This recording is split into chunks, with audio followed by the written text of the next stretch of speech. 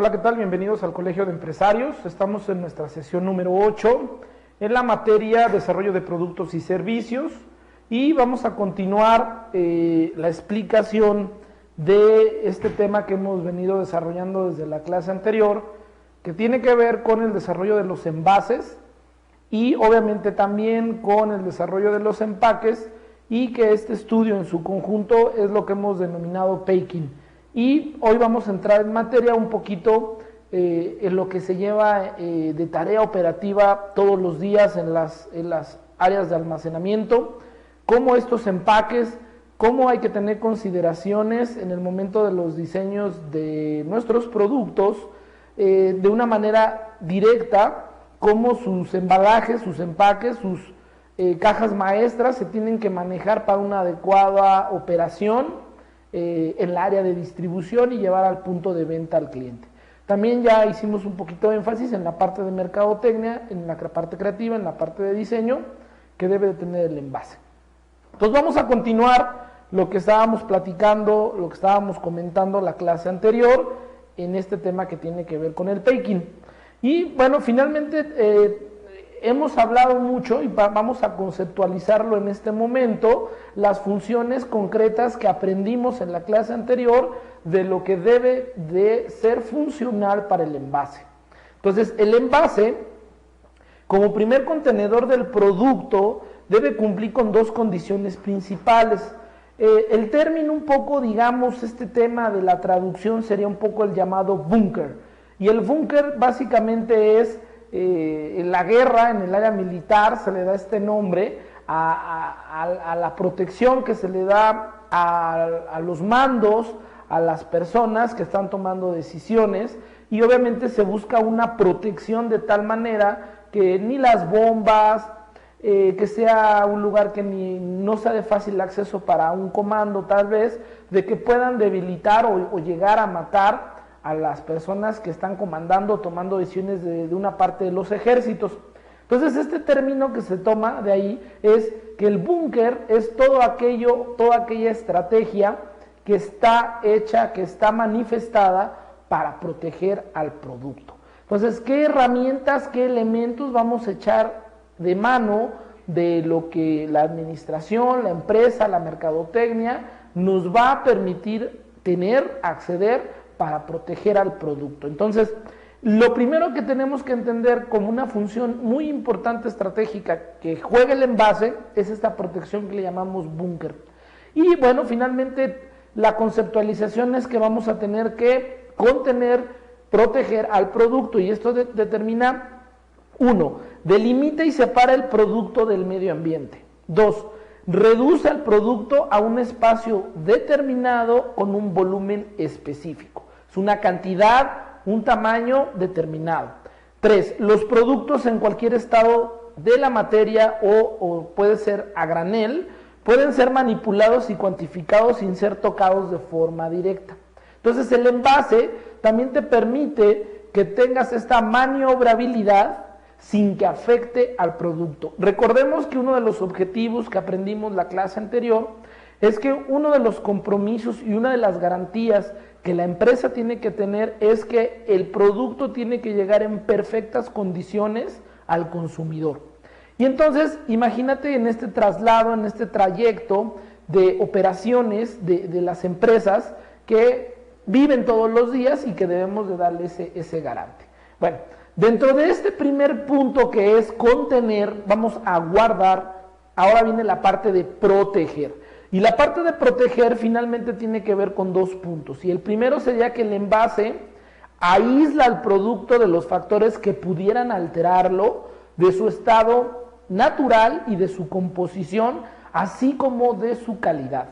Por ejemplo, el envasado, el alto vacío, cuando se envasa en alto vacío, finalmente lo que procura es que no haya bacterias en los alimentos, en los envases que contienen al producto, y que le den una mayor vida a ese producto y le den una mayor caducidad a ese producto.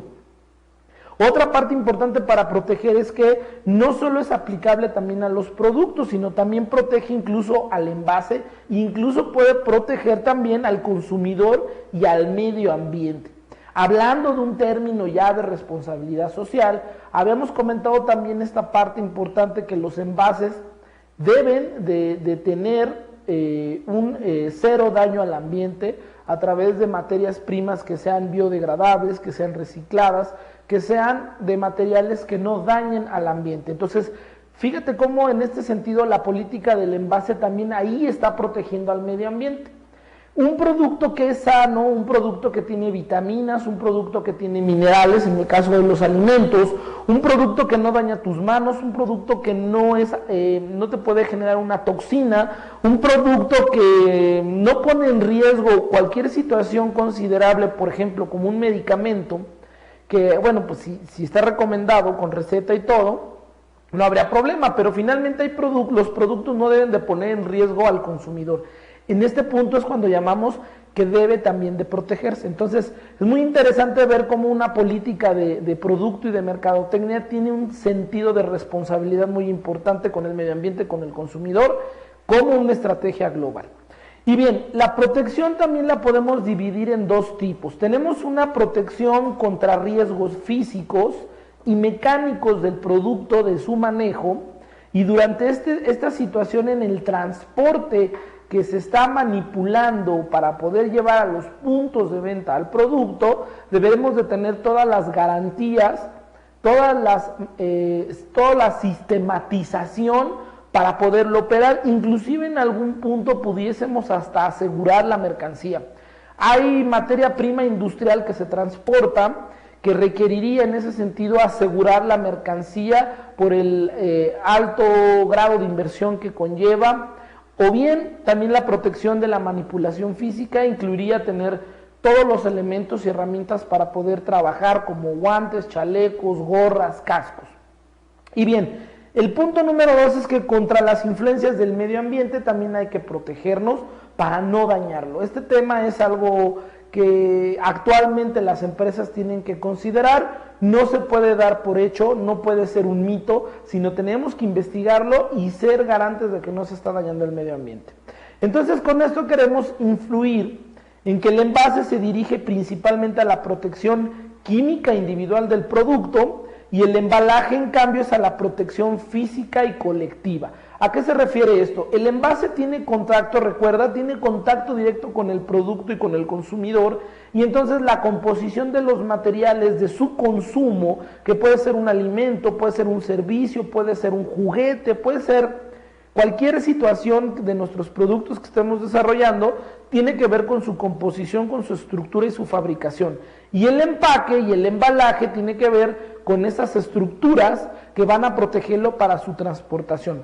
Esto es un poco el recordatorio que hicimos la clase anterior, en donde hablábamos de una fase primaria, secundaria y terciaria, donde pusimos el ejemplo de la marca Torres, donde vimos el líquido, su envase, su caja y su caja maestra, en donde tenemos todo el desarrollo de la manipulación. Ahora, un tema importante es que también los empaques deben de garantizar que el producto se va a conservar. Estamos obviamente conteniendo, guardando, protegiendo que el medio ambiente externo no dañe lo interno, y ahora los elementos internos tienen que hacer que el producto se conserve en perfectas condiciones, no alterando lo yo antes mencionado, que tiene que ver con la calidad, con los atributos, con las características. Entonces, esta conservación de producto puede permanecer en los almacenes. Recuerda que los productos en algún momento tienen una vida de rotación, y en algunas ocasiones, cuando están en los almacenes, los productos deben de mantenerse en buenas condiciones. Aquí ponemos una imagen de una fotografía de unos zapatos que están siendo envasados y a la vez sirve de empaque de una caja de cartón. Esta caja de cartón regularmente les ponen papel, un tipo de papel muy finito, que hace que cubra un poco el lustrado, que no lo raye, y entonces eso implicaría que tanto las composiciones químicas físicas del producto pues no tengan alguna alteración. Aquí nos vamos a ayudar mucho de químicos, ingenieros industriales, ingenieros mecánicos, todo, dependiendo del producto particularmente que estamos ofreciendo al mercado, y sus características de fabricación, tendremos que tomar opinión a los expertos de cómo debe ser un buen manejo y una conservación de la manera adecuada. Ahora, el otro tema que tiene que ver con el envase muy importante es ya entrar al tema de la transportación. La imagen que estamos viendo un patín, que así se le llama en el argot, un carrito que está transportando cajas maestras, donde están clasificando en el almacén, y bueno, finalmente el transportar va desde una manera muy simple, que dentro de la empresa se están moviendo los productos, hasta llegar a los contenedores que están llevando una cantidad considerable de productos a centros comerciales, centros departamentales, y de ahí también tener a lo mejor unidades de reparto que lo puedan llevar a los minoristas. Entonces, cualquiera que sea el estado de la materia o sus características físicas del producto, este puede ser y debe ser transportado de manera fácil a través de sus envases y de sus cajas maestras. Ahora, ¿cumple una función de comunicación o se debe de cumplir una función de comunicación primero? ¿Esto qué quiere decir? Que los envases se traducen en que son vistos y a la vez deben de ser descifrados, integrados, memorizados y sobre todo deseados para que en las ventas genere el intercambio comercial que esperamos. ¿A qué me refiero con esto? Cuando hablamos de las etiquetas, cuando hablamos de esta personalización que hemos venido mencionando que debe de cumplir un envase, va siendo esto la caracterización principal de una identificación de marca, que más adelante vamos a hablar cómo construimos la marca, pero va a permitir inmediatamente identificar a nuestro producto a través de esta creatividad de desarrollo que hemos hecho, y esa es la primera parte importante que debe de identificar. Por ejemplo, en los almacenamientos, ciertas marcas, ciertas líneas de productos mantienen ciertos colores o mantienen ciertas formas de cajas maestras o podrían mantener ciertos tamaños, niveles de atributos en los productos que identifiquen. Entonces, fíjate qué padre cómo los propios productos mantienen su propia comunicación con la gente que está operando en los almacenes para poder transportarlos y cómo llega al punto de venta en donde finalmente también hay una identificación con esos envases, con esos empaques que son característicos del producto. Y aquí la recomendación es que todo sea homogéneo, o sea, no podrías en ese sentido cambiar tu impacto de comunicación, cambiando los colores, cambiando las formas, siendo diferente, tiene que haber una congruencia. Inclusive en algunas empresas donde esto es muy estudiado, tienen sus propios camiones, tienen sus propios contenedores, brandeados los camiones, con la imagen de esos productos que están transportando. Es lamentable ver cómo cada vez esto va siendo retroactivo, porque muchas empresas sus camionetas o sus unidades ya no las brandean, las dejan en blanco por el tema de que no anuncien o que no llamen al peligro del riesgo que los asalten y que sepan qué contenido lleva ese camión. Entonces, pero bueno, la mercadotecnia en la teoría sí nos pide que nosotros tratemos de mantener esa comunicación, que más adelante le vamos a encontrar el sentido cuando estemos hablando de marca. Entonces, la primera función es la comunicación, que esa no debe de detenerse, pero debe detenerse y no dejarse por ningún lado. Siguiendo con este tema de las funciones que debe de cumplir, todo lo relativo a las funciones estructurales, por ejemplo, en cuanto al diseño industrial, en cuanto a las funciones de comunicación, son definidas a través del área de mercadotecnia y son realizadas y operadas a través del área de diseño gráfico. El área de diseño gráfico en ese sentido arma la imagen, determina la forma en que se va a transmitir, pero necesita la guía de mercadotecnia, en donde mercadotecnia sea muy clara o muy claro, dependiendo el segmento de mercado al que estemos dirigidos, tenga que cumplir. Ahora, las razones principales que el producto es importante considerar el envasado, primero es por una razón práctica. El producto debe de estar protegido en su recorrido desde que sale de la planta calientito hasta que llega al consumidor. Ahora, segundo punto, los productos se comparan de manera inmediata y entonces en el punto de venta o en el piso de venta, cuando vas a adquirir un producto, entra en un raciocinio que tendría que ver con la comparación. Y entonces aquí, digamos, los productos, por ejemplo, que identificamos como a granel, de limpieza, pues tienen una situación como de mayor competitividad entre ellos y no hay diferenciaciones.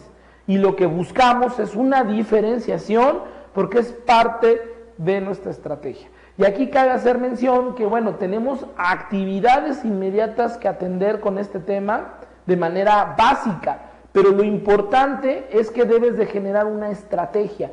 Y aquí es un punto claro de recomendación profesional, porque muchas personas en las empresas toman la decisión del envasado, toman la decisión del diseño del envasado de una manera lógica y dicen, es que bueno, se tiene que hacer, pero no es de manera estratégica. Y acuérdate que yo mencionaba en la clase anterior que es importante tener en cuenta la inversión, hay que tener en cuenta la visión de la compañía. O sea, es un tema no menor, debe de reflejar una estrategia que debió de darse en tiempo y debió en ese momento de sentarse y planear.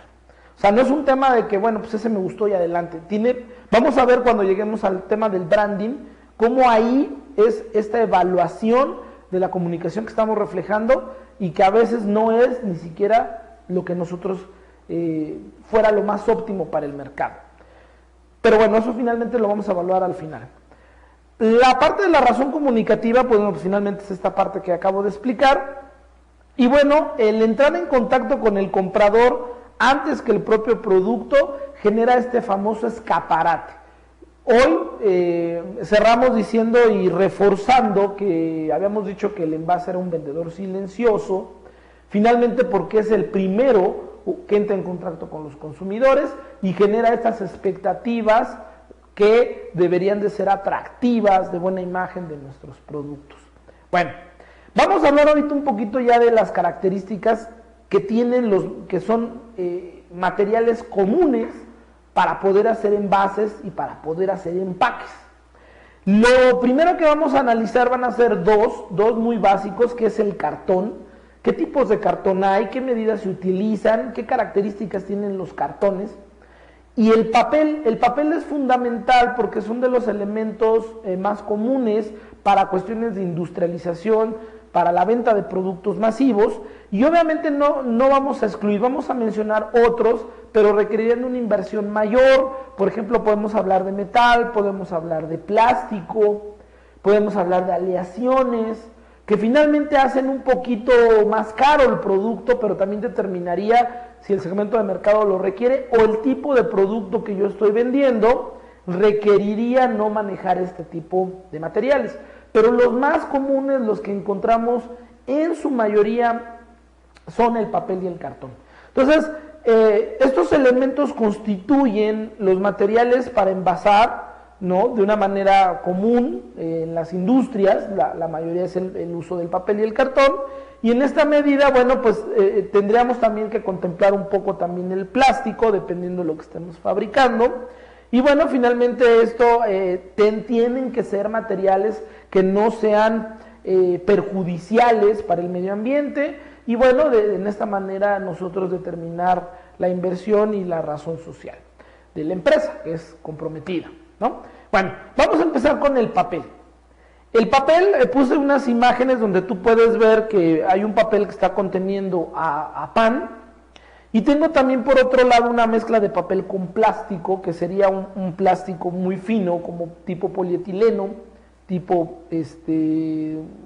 un papel más flexible, transparente. El papel generalmente proviene de la celulosa de los vegetales, algodón, lino, caña de azúcar, paja, bambú, alfalfa. Y por ejemplo, un morral de papel es una unión de todos estos, y en algunas ocasiones todos ellos, la madera es la fuente de la obtención más común de los papeles. Por eso es importante considerar que todos estos elementos de materia prima, cuando se acerca ya un proveedor, pues ya tú no tienes que ir a investigar este tipo de elementos, simplemente te va a dar un catálogo de oferta, de opciones de tamaños, colores, formas, y tú decidirás esa contratación. Pero bueno, sí es importante saber el origen que genera este tipo de industria y que por cuestión de conceptualización comentamos. Ahora, esencialmente es un conglomerado de fibras de celulosa colocadas de manera irregular y fuertemente unidas entre sí, que hacen que tenga resistencia nuestro papel, que se va a adaptar a través de unos suajes, a través de unos cortes, para que se adapte al producto o a lo que va a contener. Y en ese sentido, las propiedades que debe tener el papel para un envase son algunos muy importantes. Lo primero son ópticas. Hemos hablado todo este tiempo de esta imagen, de esta personalidad, porque el papel o el envase que nosotros vayamos a comprar tiene que tener, lo primero, tiene que generar propiedades ópticas. Y las propiedades ópticas es una correcta imagen. Es si es opaco, si es brilloso, si es blanco, si hay de colores, si teniendo hay que tener especial cuidado en esta última, porque aunque se somete el papel a un tratamiento de blanqueado, siempre queda cierta tonalidad amarillenta, por lo que se trata además con tintes azules para conseguir otro tipo de decorado, porque finalmente la parte es óptica. Esto es importante porque muchos de los empaques, por eso las marcas tienen colores, porque a veces el blanco total requeriría una perfección, así como el color de la mesa, el color del fondo. Para alcanzar ese blanco total, a veces requiere de un tratamiento de otra manera que incrementaría el precio. Y entonces, por eso es importante hacer las pruebas en conjunto con el producto, con la marca, el envase, y todo está jugando al mismo tiempo haciendo pruebas, porque imagínate que por un lado yo mando a fabricar y desarrollé la marca todo en blanco y ya empezó la producción, y de repente me empiezo ya a preocupar por hacer el envase y resulta que no encuentro en blanco, o que es amarillento, o que finalmente ya no cubre las expectativas reales de la marca que yo había pensado. Entonces la decisión es, pues ni modo, así déjalo. Y entonces cuando los mercadólogos y los diseñadores empiezan a tener esta situación que lo planeado no se cumple, pero es que hay que hacer pruebas de mercado primero y determinar en base a una imagen que tú vas a decidir que quieres proyectar a tus clientes. La aptitud para la impresión es muy importante. El papel en donde estemos desarrollando lo que está protegiendo, resguardando el producto en la presentación con el consumidor, también debe de permitirse a través de sus componentes del papel que se pueda imprimir. Esto es algo muy importante porque recuerda que la sesión pasada te puse una imagen de productos de Kentucky Fried Chicken y que por ejemplo era donde se contenía el pollo, donde contenía papas, ¿no? La calidad de la impresión para que el logotipo, la figura del coronel sea exacta, o sea, no puede ser un coronel como medio raro, medio bizarro, como que una parte le salió chueca, no, tiene que ser exactita. La marca también debe de garantizar esa parte, que la impresión, el papel y quien imprima en las tintas que sea de la manera que tú quieres, que sea de la manera limpia, de la manera correcta, que proyecte ese liderazgo que tú vas a hacer para la función de tus productos. Las características que reúne el papel para poder ser impreso, bueno, finalmente es también que tenga una resistencia al roce, o sea, si el producto en algún momento por su movimiento, por su trabajo va a tener roce, pues no se despinte. O sea, a mí me ha tocado agarrar bolsas de papel que tú te despintas por lo corriente que están las tintas. Las tintas, por ejemplo, en los papeles, determina el nivel de secado. Hay papeles que no se someten a tratamientos fuertes de secado, y entonces esos papeles son los que manchan. Cuando hay un tratamiento fuerte en el secado de las tintas, ya no manchan las tintas, es un poquito más caro, pero vale la pena. Entonces, que en cuanto a la resistencia del roce, el papel resista, no se rompa y que la impresión aguante. Para prevenir el desplazamiento prevenir el desplazamiento de una sobre otra cuando se transporta, que era lo que comentábamos sobre las superficies, ¿no?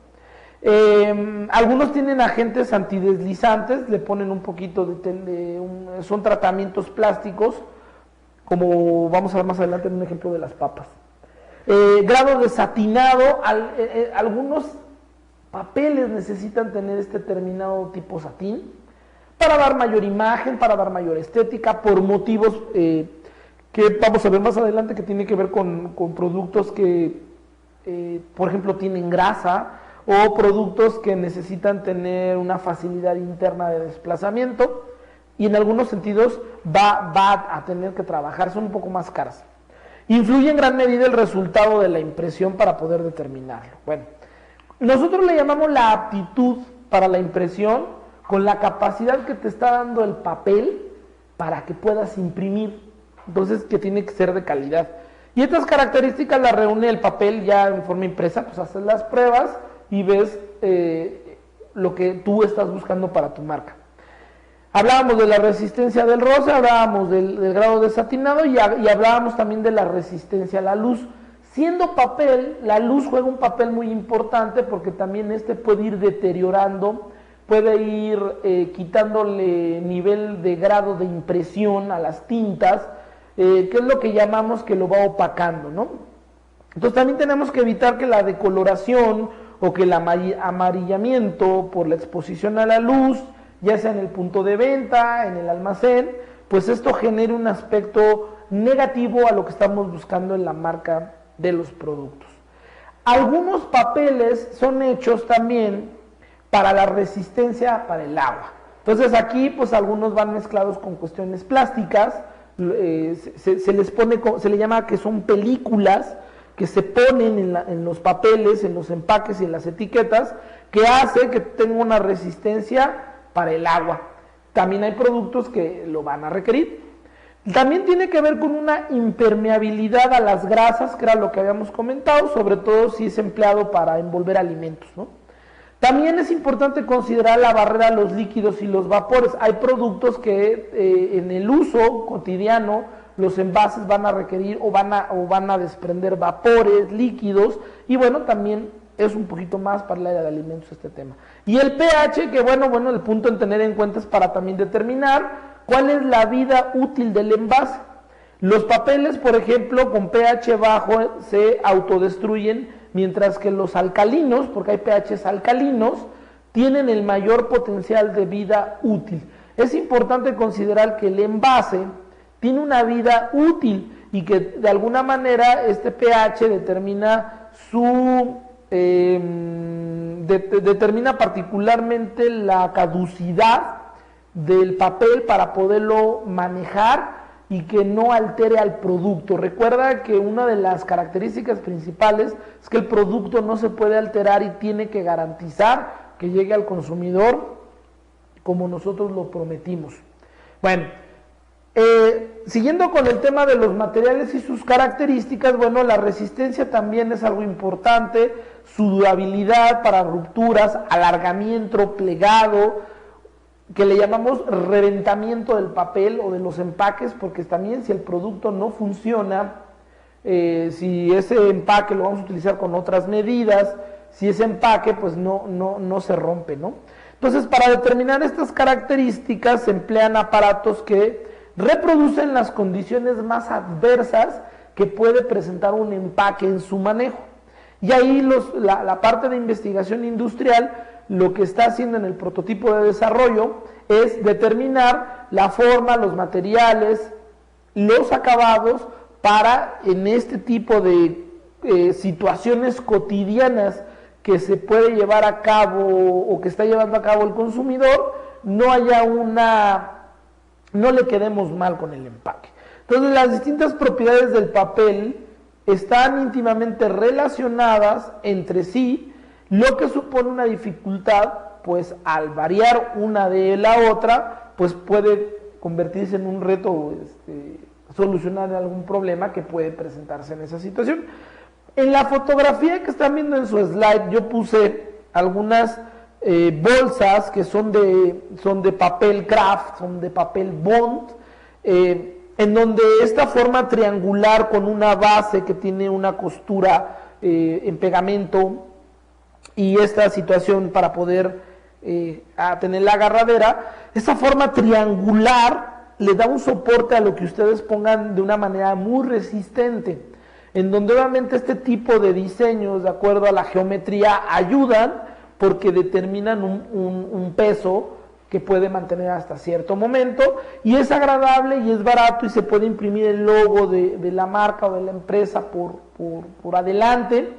Y bueno, los papeles bond se pueden pintar, podemos pintar en cualquier color nuestras bolsas, y bueno, tendríamos algún elemento que ahí pudiese ser el envase o puede ser el empaque de un envase, ¿no?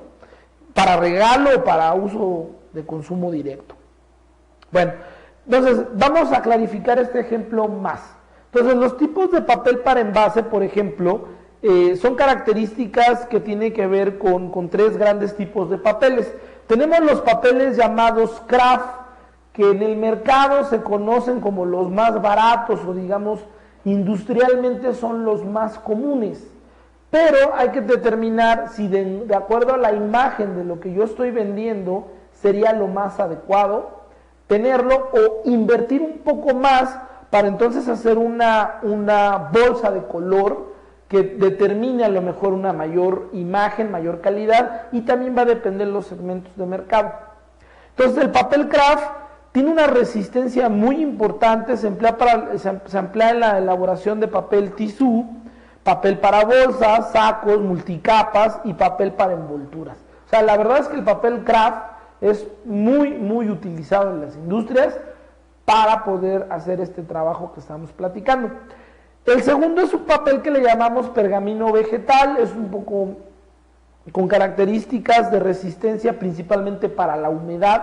Obviamente el papel kraft para cuestiones de humedad pues no nos ayuda mucho, de hecho no es muy recomendable, pero los papeles vegetales son más resistentes para estos puntos, pueden contener de una manera diferente la grasa, aceites, y por ello se emplea como envoltura para, por ejemplo, margarinas, quesos, para la carne, para ciertos alimentos y productos similares que conllevan este acerado que habíamos mencionado, este tipo de papeles. Ahí no podríamos utilizar el papel kraft, pero entraríamos como con pergaminos vegetales.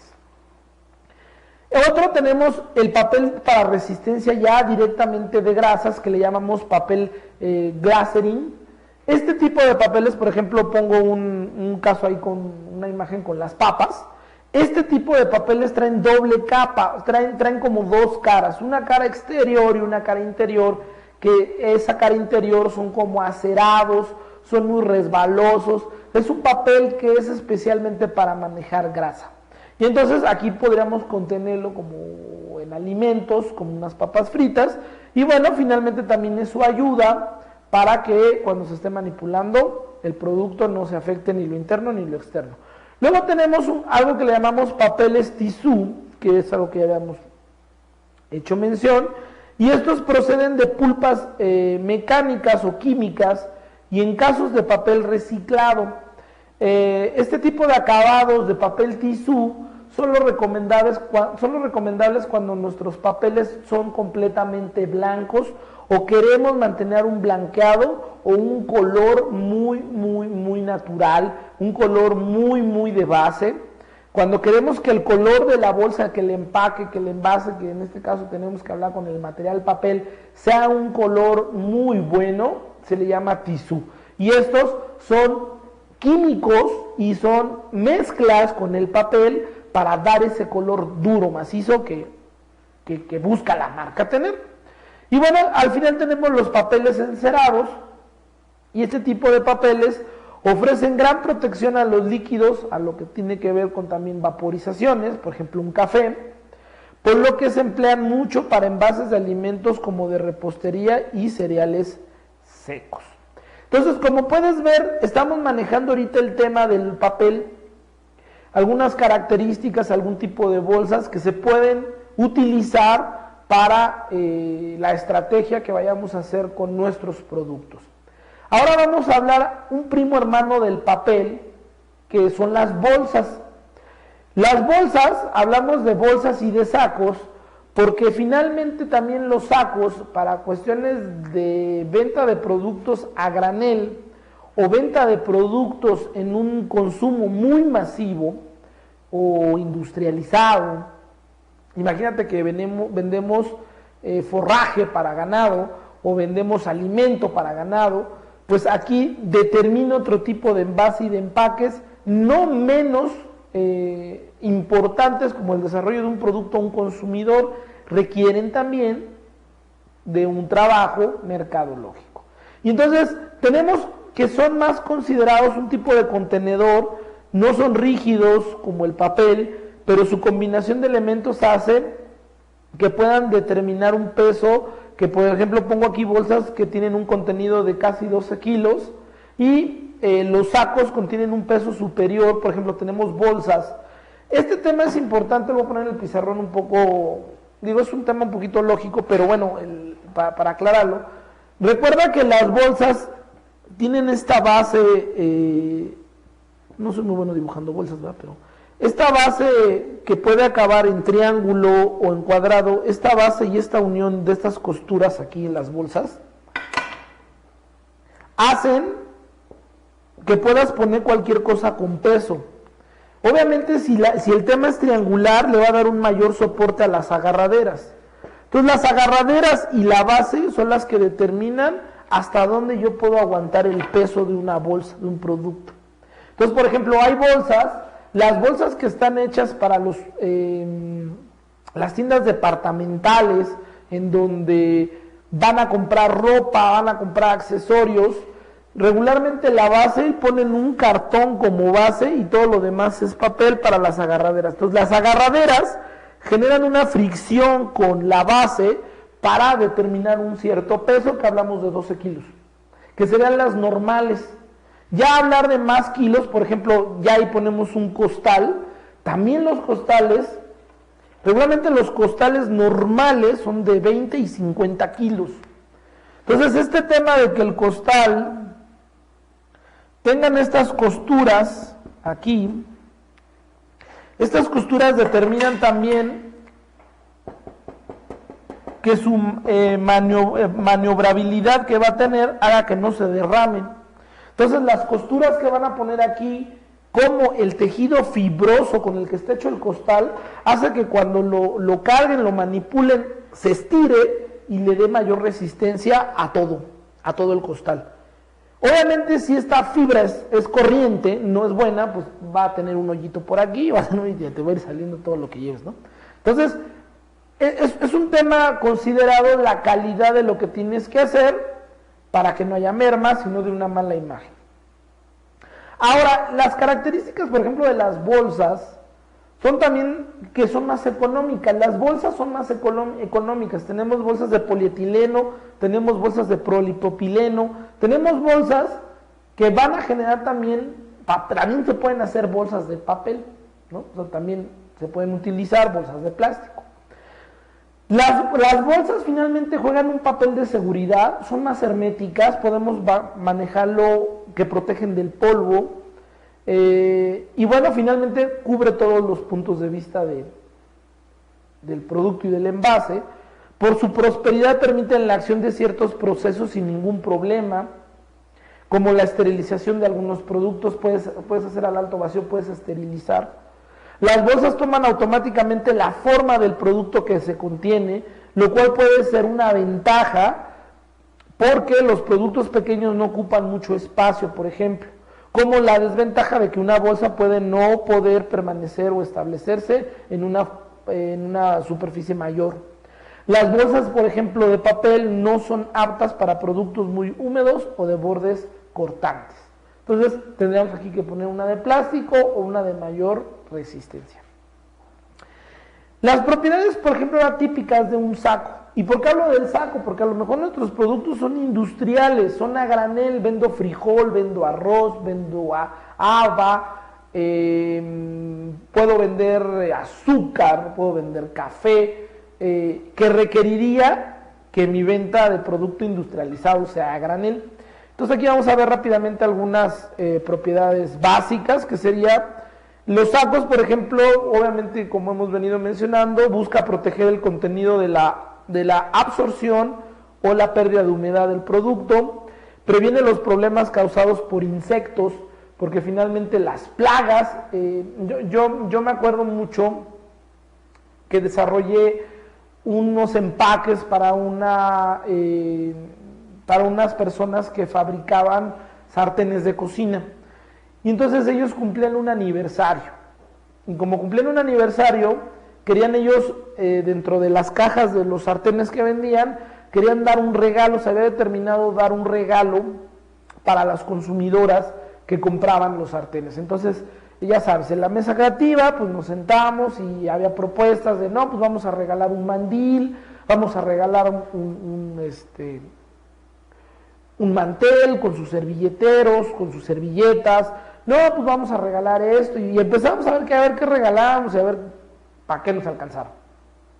Y una de las propuestas muy interesante fue que alguien dijo, ¿por qué no hacemos una promoción cruzada? Mira, yo conozco a esta marca de esta persona que vende arroz, y como ellos venden arroz, ellos se dedican al arroz, ¿por qué no hacemos una mezcla de promociones y en la compra de nuestros sartenes regalamos 1 kilo de arroz de esta marca? Y vemos a ellos de qué manera nosotros pues, regalamos sartenes, y entonces hacemos una mezcla y mercadológicamente suena muy interesante. Pero una de las personas que manejaban el almacén nos hizo el comentario que para nosotros poder envasar ese kilo de arroz ya empaquetado con la marca de la otra empresa y meterlo dentro de las cajas de los sartenes, necesitábamos tener un espacio de almacenamiento muy particular. Y algo que me dijo el del almacén, dice, este almacén no cubre los requisitos para poder almacenar alimentos.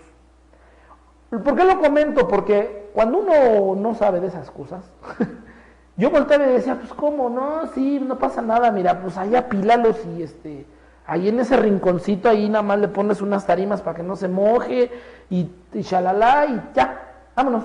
¿Cuál es el problema? Y él, que era el experto en almacenes, me decía, no, es que un almacén que resguarda alimentos debe de tener condiciones adecuadas, porque si cae una plaga, cae algo que ponga en daño al producto, no nos podemos hacer responsables sanitariamente del manejo.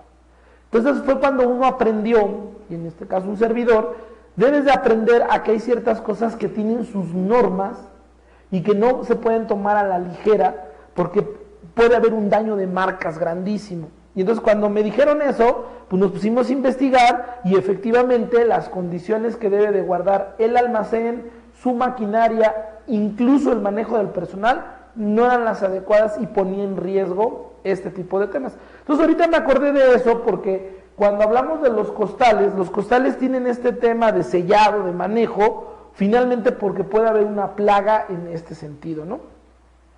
También va a evitar la acción química entre los contenidos de otros materiales que se puedan mezclar.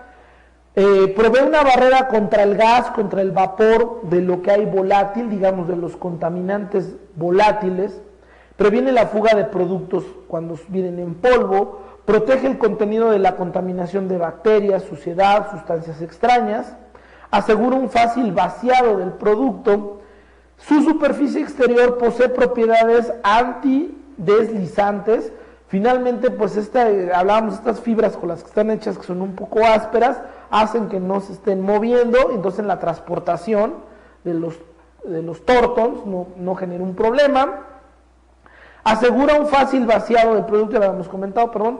Su estibamiento es seguro, permite optimizar espacios, realizar labores de limpieza, da mayor orden en este tipo de empacados y previene la biodegradabilidad de los propios productos, que no sean, que no hagan daño al medio ambiente. Proporciona un excelente medio de publicidad también, porque los costales también, como vimos en la imagen anterior, pues generan también una imagen de marca y cumple con el requerimiento de salubridad para garantizar que el producto está siendo bien operado. Bueno, eso básicamente fue un poquito de conceptualización, de entender si tuviéramos el caso de nivel industrial. Ahora, los estilos de las bolsas, hay 4 estilos básicos de bolsas que son de fondo cuadrado, que es lo que habíamos visto aquí, fondo tipo saco o de mano, fondos automatizados o estilos de apertura que se les llaman de SOS o bolsas planas. Bueno, Los estilos de los sacos, por ejemplo, se dividen en dos grandes grupos.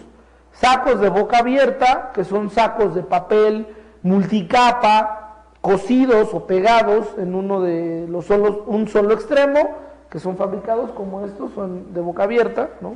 De hecho, aquí sus costuras son menos resistentes porque ahí es donde se va a abrir el saco. Y por ejemplo, en la parte inferior, regularmente los sacos traen otra costura aquí. Traen el cierre, pero aparte les ponen otra costura para que aquí no se abra porque es la base. Y esta no lo trae, nada más viene el cosido normal para que de aquí se pueda abrir y de aquí abajo no. O sea, trae un reforzamiento ahí para identificar que es de boca abierta de un solo lado. También tenemos sacos que les llamamos de válvula. Estos sacos son multicapas cuyos fondos están cerrados desde su fabricación, con la excepción de una pequeña abertura o una válvula en una de las esquinas. La presión interna del contenido del cierre de la válvula es automática. ¿Qué quiere decir esto? Que estos sacos, por ejemplo, vienen completamente sellados. Por ejemplo, acá también traerían otra costura aparte del cierre. Y entonces el saco viene hermético y entonces por donde puedes sacar el producto es una pequeña abertura o es un solo lado, que eso le llamamos que es un saco de válvula. Solamente en un pequeño pedazo es por donde tendría la apertura para poder sacar el producto y todo lo demás viene sellado. Entonces, también esto determinaría la calidad, la inversión con que la empresa quiere hacer el manejo de sus productos. Si son de válvula, pues obviamente viene mayor protegido el producto, no lo puede sacar. O bien, si nuestra intención es que sea de boca abierta, porque a lo mejor el producto lo permite, ¿no? O sea, el producto permite que podamos darle este manejo. Y bueno, con eso entraríamos al tema del cartón como siguiente punto, aparte de lo que sería el papel. Entonces vamos a resumir antes de entrar al cartón, porque el cartón también nos va a llevar varias láminas. Es importante determinar que dependiendo del producto que tú hagas, lo primero que tenemos que considerar es que la parte de inversión que vas a hacer en cuestión de los papeles, determines y garantices que va a llegar en perfectas condiciones al cliente. Y con ello, hacer la inversión. Hacer el diseño. Primero, antes de meter al diseñador gráfico, es meterte con el diseñador industrial, meterte con los ingenieros, revisar a muchos proveedores y hacer pruebas, formas que obviamente vayan de acuerdo a lo que tú quieres construir como marca, de acuerdo a lo que tú quieras construir como personalidad, que sea la diferenciación con el cliente. Pero esto es una tarea de investigación y lleva tiempo, no es rápida. Y entonces también tendrías que tener perfectamente determinados los segmentos de mercado, que eso se ve en otras clases, pero nosotros tratamos de dar por entendido que eso es correcto. Y con eso poder determinar los primeros formas de envase con papel, o que también podrían ser de empaque, pero finalmente juegan un papel de envase. Entonces, teniendo estas características como elemento primario, el papel, entraríamos al elemento secundario, que sería el cartón.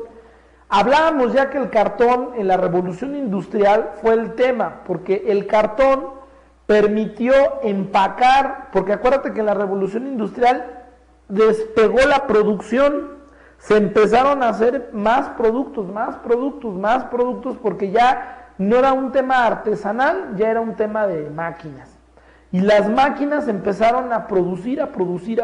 Entonces, las cajas permitían un armado que hacía que cabieran más cajas, porque imagínate, si tú pones las cajas armadas, te roban más espacio. Entonces, las cajas vacías se podían doblar y esto permitía que entraran más cajas y ya nada más cuando se iban a ocupar, se armaban y se ponían al final de la línea de producción.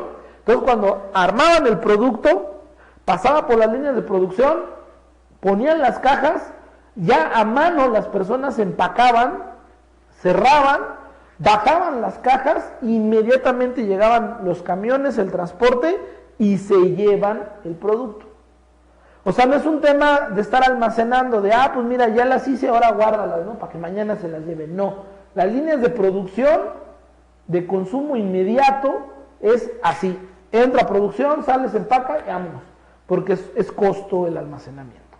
Entonces, en este sentido, el envase del cartón fue evolucionando de una manera muy notable en el siglo XX, de tal forma que ha pasado de ser un simple envase de cartón, llanamente, o de papel, a una gran variedad de cartones laminados, diseñados, colores, formas, estructuras, que permite que pueda defenderse en el mercado.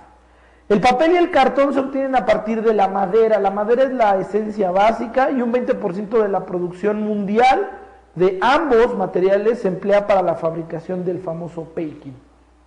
El papel usado para packaging presenta una calidad bastante inferior a la del papel, por ejemplo, de escritura. Los cuadernos son más caros, por eso no se industrializa con ese tipo de papel porque es más caro, es de mayor calidad. Pero bueno, es para tener una diferencia, ¿no? Para que se pueda ver la comparación. Ya que una fabricación de empaque al 100% de madera, por ejemplo, en cambio, generaría pues unos costos altísimos, pero hay productos que son empacados en maderas, cajitas de maderas, tipo alajeros, pero bueno, finalmente este tipo de empaques no se podrían hacer. Bueno, vamos a dejar este tema, continuamos la siguiente clase para finalizar el tema de los empaques, del packaging, para después poder entrar a la construcción de la marca. Entonces te invito a que bajes la actividad que está planeada para esta sesión y te invito a que nos veamos la siguiente sesión. Muchas gracias.